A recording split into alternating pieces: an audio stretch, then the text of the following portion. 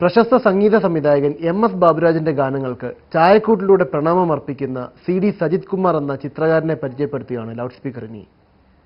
ബാബുരാജിന്റെ ഗാനങ്ങൾക്ക് സജിത് കുമാർ വീണ്ടും ജീവനേകുന്നു.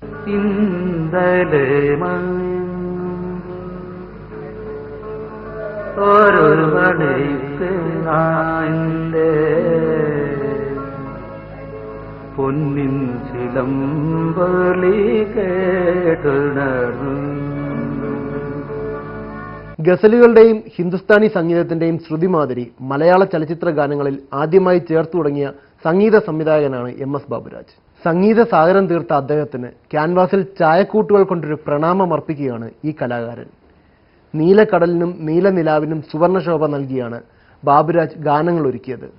ആ രീതിക്ക് പ്രാധാന്യം നൽകിയാണ് അബുദാബിയിൽ മെക്കാനിക്കൽ എഞ്ചിനീയറായ സജിത് തന്റെ ചിത്രങ്ങളിലും നിലാവിനും കടലിനും പ്രത്യേക ഭാവങ്ങൾ പകർന്നിരിക്കുന്നത്. ചിത്രമാക്കണമെന്ന് തോന്നിയത് ഞാൻ പല എൻ്റെ സുഹൃത്തുക്കളായ ചിത്രകാരന്മാരുടെ അടുത്തും ഇങ്ങനെ സൂചിപ്പിച്ചിരുന്നു, ഇങ്ങനെ ഒരു സാധ്യതയുണ്ട്. കാര്യം ഇതിൻ്റെ ഒരു എക്സ്ട്രീം ഒരു പാട്ടിൻ്റെ ഇപ്പോൾ സുറുമി എഴുതിയ മിഴികൾ എന്നുള്ള പാട്ട് നമ്മൾ മുന്നേ കേട്ട പോലെയല്ല, ബാബുക്കയുടെ സ്വന്തം ശബ്ദത്തിൽ നമ്മൾ കേട്ടപ്പം അതിൻ്റെ ഒരു റേഞ്ച് വളരെയധികം ഒരു എക്സ്ട്രീം ലെവൽ, ഒരു ഇൻഫിനിറ്റി റേഞ്ച് എന്ന് പറയുന്ന ഒരു സാധനത്തിലേക്ക് അത് നമുക്ക് ഫീൽ ചെയ്യാൻ പറ്റി.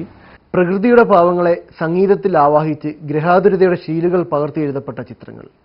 ഓരോ ചിത്രങ്ങളും ബാബുരാജിന്റെ ഓരോ ഗാനങ്ങളെ നമുക്ക് മനസ്സിലേക്ക് എത്തിക്കുന്നു. അക്രിലിക്, ഓയിൽ എന്നിവയിൽ വരച്ച ചിത്രങ്ങളാണ് അധികവും.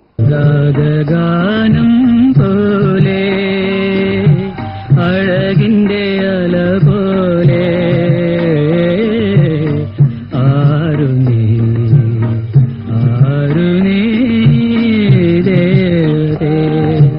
അനുരാഗാനം പോലെ. കേരളത്തിൽ പലയിടത്തും ഇതിനകം നിരവധി ചിത്ര പ്രദർശനങ്ങൾ നടത്തി. കഴിഞ്ഞ 10 വർഷമായി കലാരംഗത്ത് സജീവമായിട്ടുള്ള സജിത്ത് പുതിയൊരു മലയാള സിനിമയുടെ പണിപ്പുരയിലാണ്. ട്രിബ്യൂട്ട് എന്നുള്ള രീതിയിൽ ഈ സുഹൃത്തുക്കളടുത്ത് പറഞ്ഞിട്ട് നടക്കാതെ പോയ സംഗതി ഞാൻ തന്നെ സ്വന്തം ചെയ്യാം. അപ്പം അങ്ങനെയാണ് ഇതിലേക്ക് ഒരു ചിത്രാവിഷ്കാരം എന്നുള്ള രീതിയിലേക്ക് വരുന്നത്, ആദ്യമായിട്ട് വരുന്നത്. ലൗഡ് സ്പീക്കറിൽ ഇനി യു.എയിൽ കഴിഞ്ഞ ദിവസങ്ങളിൽ നടന്ന പ്രധാന സംഭവങ്ങൾ. റേഡിയോ ഏഷ്യ നെറ്റ്വർക്കിന്റെ മലയാളം തമിഴ് FM സ്റ്റേഷൻ ശ്രോതാക്കളിലേക്കെത്തി. സൂപ്പർ 94.7 FM എന്ന പേരിലുള്ള സ്റ്റേഷന്റെ ഉദ്ഘാടനം Dubai Indian consul general Sanjay Varma നിർവഹിച്ചു. While you're listening to songs and being entertained, occasionally we also need to connect as a community, and this in fact is the best medium, the FM channels and the AM channels. And I wish your entire team all the very best, and may you combine, you will be touching the two most biggest linguistic groups from the Indian community here, the Malayalam speaking and the Tamil speaking communities. വിവിധ തരത്തിലുള്ള പരിപാടികൾക്കൊപ്പം വാർത്തകളും വാർത്താവലോകനങ്ങളും ഉണ്ടായിരിക്കുമെന്ന് programme മേധാവി ബാലസുബ്രഹ്മണ്യം പറഞ്ഞു. Director Kish Bandopadhyay, arch pharma labs chairman Ajith Kamath എന്നിവർ വാർത്താസമ്മേളനത്തിൽ പങ്കെടുത്തു.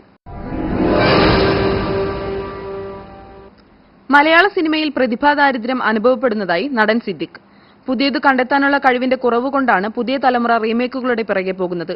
വിജയിച്ച സിനിമകളെ പിന്തുടരുന്ന പ്രവണതയും സിനിമയിലുണ്ട്. തന്റെ നേതൃത്വത്തിൽ പുറത്തിറങ്ങിയ സെലിബ്രിറ്റി മാഗസീനായ ഫാമിലി ഫേസ്ബുക്കിന്റെ UAE ലോഞ്ച് പ്രഖ്യാപിക്കാൻ നടത്തിയ വാർത്താസമ്മേളനത്തിൽ സംസാരിക്കുകയായിരുന്നു സിദ്ദിഖ്. കേരളത്തിൽ 5 മാസം മുമ്പ് ഇറക്കി തുടങ്ങിയ മാസിക മാധ്യമപ്രവർത്തന രംഗത്തേക്ക് കടന്നുവരാനുള്ള തന്റെ ആഗ്രഹത്തിൽ നിന്ന് പിറവിയെടുത്തതാണെന്ന് സിദ്ദിഖ് പറഞ്ഞു. കേരളത്തിൽ ഇപ്പോൾ പല വിഷയങ്ങളിലും മാധ്യമ വിചാരണയാണ് നടക്കുന്നത്. ആളുകളെ കോടതിക്കൂട്ടിൽ നിർത്തിയിട്ടെന്ന പോലെ ചോദ്യങ്ങൾ ചോദിക്കുകയാണ് വാർത്താ വായനക്കാർ. ഞാൻ പ്രതീക്ഷിക്കുന്നത് നമ്മൾ മറ്റ് പല മാഗസീനുകളിലും കണ്ടിട്ടില്ലാത്ത, അല്ലെങ്കിൽ മറ്റു പല പ്രസിദ്ധീകരണങ്ങളിലൂടെയും ജനങ്ങളിലേക്ക് എത്താത്ത ചില കാര്യങ്ങൾ. ഇപ്പോൾ ഞാൻ ജോലി ചെയ്യുന്ന ഇൻഡസ്ട്രിയിലെ സിനിമയിലേതായാലും അല്ലെങ്കിൽ സാഹിത്യരംഗത്തായാലും രാഷ്ട്രീയ രംഗത്തായാലും പല ആളുകളെക്കുറിച്ച്, അതിൽ ഈ എല്ലാ മേഖലകളിലുള്ള സെലിബ്രിറ്റികളെക്കുറിച്ച് മറ്റ് ആളുകൾ അറിഞ്ഞിട്ടില്ലാത്ത പല, ഈ സെലിബ്രിറ്റീസ് വ്യാപരിക്കുന്ന മറ്റു പല മേഖലകളെക്കുറിച്ചും അവരുടെ അതിനകത്തുള്ള ഇൻവോൾവ്മെന്റിനെ കുറിച്ചൊക്കെ ജനങ്ങളിലേക്ക് എത്തിക്കുക എന്നുള്ളതാണ് എൻ്റെ ഒരു ആഗ്രഹം. അതിൻ്റെ ഒരു ശ്രമം എന്ന പേരിലാണ് ഞാനിത് തുടങ്ങിയിട്ടുള്ളത്. മമ്മൂട്ടിയുടെയും മോഹൻലാലിന്റെയും വീടുകളിൽ ആദായ നികുതി പരിശോധന നടന്നപ്പോൾ അവരെ കുറ്റക്കാരായി ചിത്രീകരിച്ചത് പല മാധ്യമങ്ങളും റിപ്പോർട്ട് ചെയ്തത്. കൃത്യമായി നികുതി അടയ്ക്കുന്നുണ്ടോ എന്നുള്ള പരിശോധന സാധാരണയായി നടക്കുന്നതാണ്. ഉന്നയിക്കപ്പെട്ട ആരോപണങ്ങൾ തിരിച്ചെടുക്കാനാവില്ലെന്നും സിദ്ദിഖ് പറഞ്ഞു. പെട്ടെന്ന് എനിക്ക് പറയാവുന്നൊരു കാര്യം എന്ന് മറ്റു പല ഭാഷകളിലുമുള്ള ഇപ്പം നമ്മൾ അല്ലെങ്കിൽ ബോളിവുഡിൽ നിന്ന് ഇറങ്ങുന്ന ഫിലിം ഫെയർ ഉണ്ട്, സ്റ്റാർഡസ്റ്റ് ഉണ്ട്. അത്തരമൊരു ക്ലാസ് ആയിട്ടുള്ള അല്ലെങ്കിൽ അത്തരം ഒരു സ്റ്റാൻഡേർഡുള്ള റിച്ച് ആയിട്ടുള്ള ഒരു മാഗസിൻ നമുക്കില്ല. അപ്പോൾ അങ്ങനത്തെ ഒരു മാഗസിൻ കൊണ്ടുവരണം എന്നുള്ളൊരു ആഗ്രഹത്തിൽ നിന്നാണ് ഇങ്ങനെ ഒരു ചിന്ത തുടങ്ങിയത്. അപ്പോഴും അതൊരു സിനിമ മാഗസിൻ ആയിപ്പോരും. സിനിമയുടെ കുറേ ന്യൂസുകൾ അല്ലെങ്കിൽ സിനിമാക്കാരുടെ വിശേഷങ്ങൾ, ഷൂട്ടിംഗ് റിപ്പോർട്ടുകൾ, അതൊക്കെ ചെയ്യുന്ന വേറെ ഒരുപാട് നല്ല മാഗസിനുകളുണ്ട്. അവരത് ഭംഗിയായിട്ട് ചെയ്യുന്നുണ്ട്.